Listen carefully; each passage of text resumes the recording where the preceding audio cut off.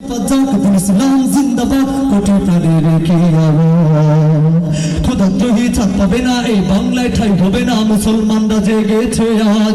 হে দুর্গদমের সামনে চলো, বজ্র কণ্ঠে আওয়াজ তুলো, সবাই মিলে একই তালে দাও না স্লোগান, নারায়ে তাকবীর।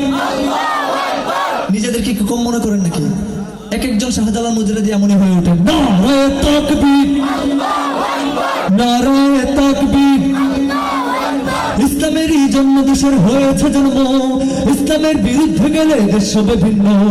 ইসলামেরই জন্ম দেশের হয়েছে জন্ম, ইসলামের বিরুদ্ধে গেলে দেশ হবে ভিন্ন।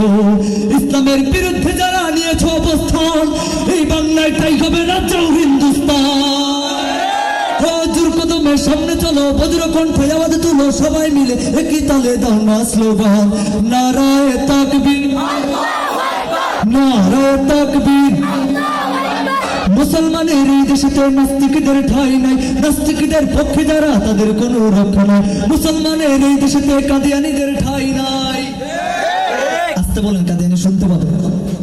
আর আস্তে ঠিক বলেন, আর আস্তে। কি ভয় লাগে?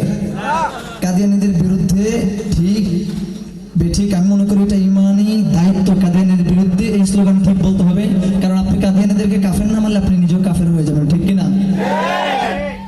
একটু জোরে বলেন, ঠিক কিনা? সুতরাং বাংলার এই জমিনে আমরা আজকে এখান থেকে জানান দিতে চাই, এই দেশে মুসলিম বসবাস করছে, মুসলিম পরিচয় আমাদের কোনো সমস্যা নাই। হিন্দু বসবাস করছে, হিন্দু পরিচয় আমাদের কোনো মাথা ব্যথা নাই।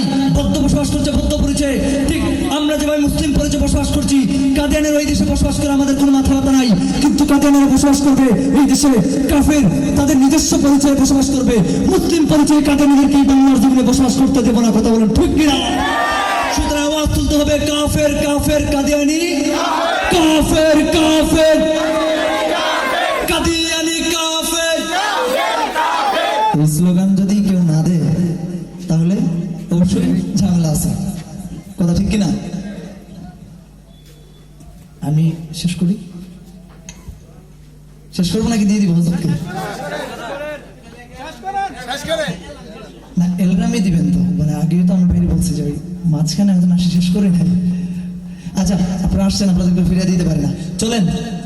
ওনারা আসছেন, স্টেজ ওনারা থাকবেন, ওনাদেরকে দেখিয়ে দেন যে খাঁটি মুমিনেরা কাদিয়ানদেরকে কাফের ঘোষণা করতে কখনো ভয় পায় না। একটু চিল্লায় বলতে হবে, কাফের কাফের কাদিয়ানী, কাফের।